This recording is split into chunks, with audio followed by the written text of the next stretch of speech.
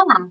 No Unipampa Entrevista de hoje, vamos conversar com a professora Juliana Machado, do campus Jaguarão, que lidera pesquisas na área de educação e tecnologias digitais, com ênfase na formação de professores.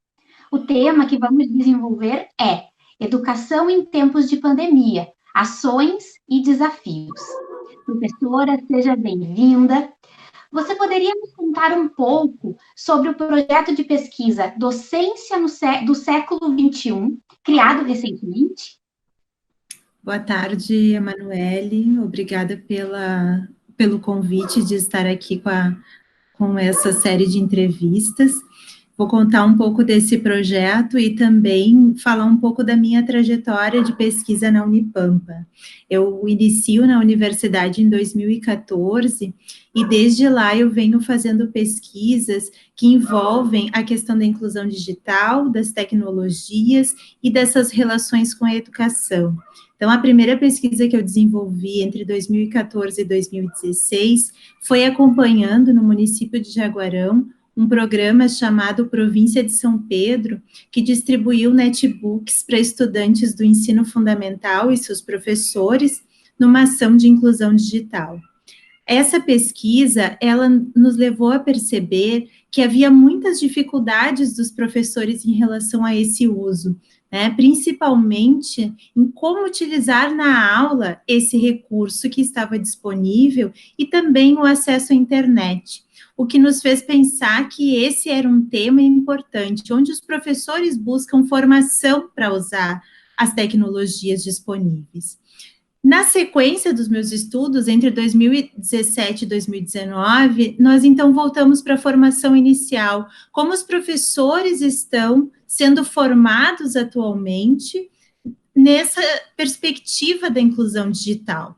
E aí, então, analisamos os cursos presenciais da Unipampa, de licenciatura, nos seus projetos de curso.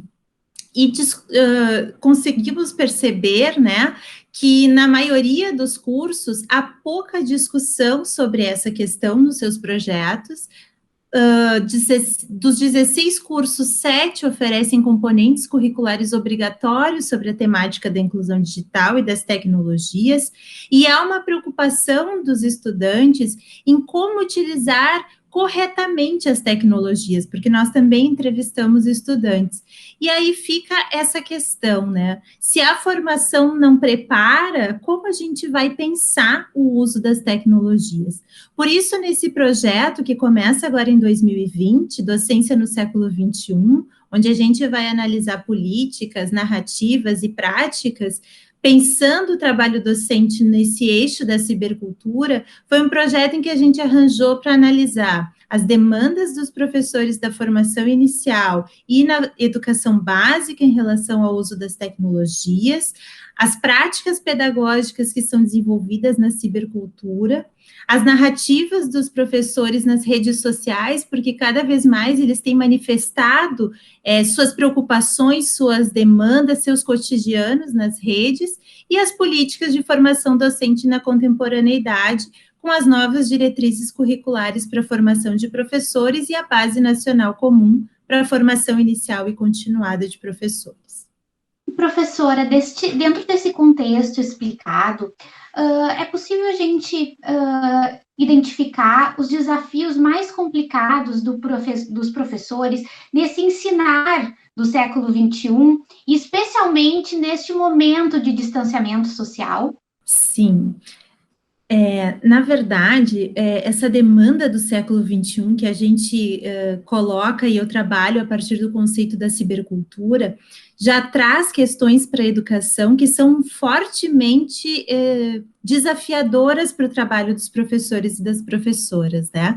Nesse contexto do distanciamento social, a gente vai perceber que há desafios de diversas ordens, né? Na vida como um todo, na saúde mental dos professores, nas relações entre professores e alunos, né? Uma vez que as práticas escolares, elas têm se modificado, elas trazem uma série de interrogações, mas eu vou colocar duas que eu considero as mais importantes. A primeira, para mim, se trata do acesso à rede, ou seja, o acesso à internet e a reprodução de desigualdades no contexto brasileiro, né? Se nós formos pensar que 67% dos domicílios brasileiros têm acesso à internet apenas, e que se a gente for considerar nas faixas de renda, famílias com renda familiar de até um salário mínimo, somente 47% dos domicílios têm acesso à internet, nós estamos pensando que há um desafio muito grande de pensar a transposição das práticas educacionais para um ambiente online, porque nós temos que garantir o acesso.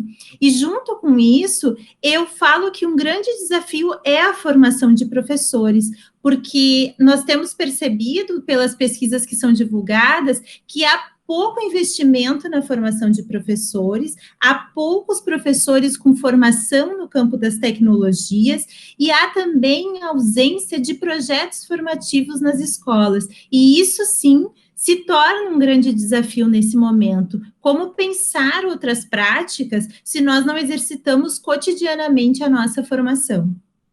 E considerando a sua experiência nas pesquisas da área e a sua atuação, tanto como professora do ensino básico quanto do ensino superior, qual a sua opinião sobre ações possíveis de professores para este momento em que estamos sem aulas presenciais?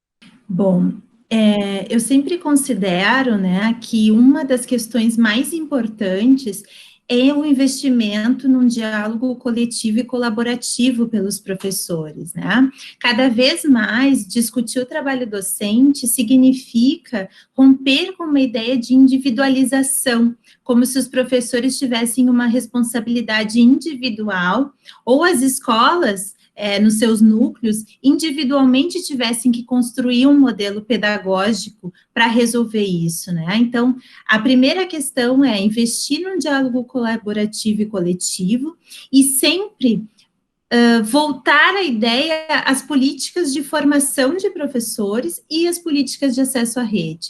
Então, pensar que nós não podemos criar um modelo pedagógico que atenda um contexto tão diferente e inédito nas nossas vidas, de uma hora para outra, significa dizer que precisa sim um investimento na política de formação e também nas políticas de acesso à rede, pois se a gente tiver que investir no ensino, né, seja ele chamado de remoto, seja ele chamado de educação à distância, ou com outras nomenclaturas, nós vamos precisar sim de um suporte que é mais amplo, que não está na responsabilidade individual do professor. Obrigada pela conversa e pelos esclarecimentos, professora. E você acompanhe o Unipamp Entrevista pelas redes sociais da universidade. Até logo!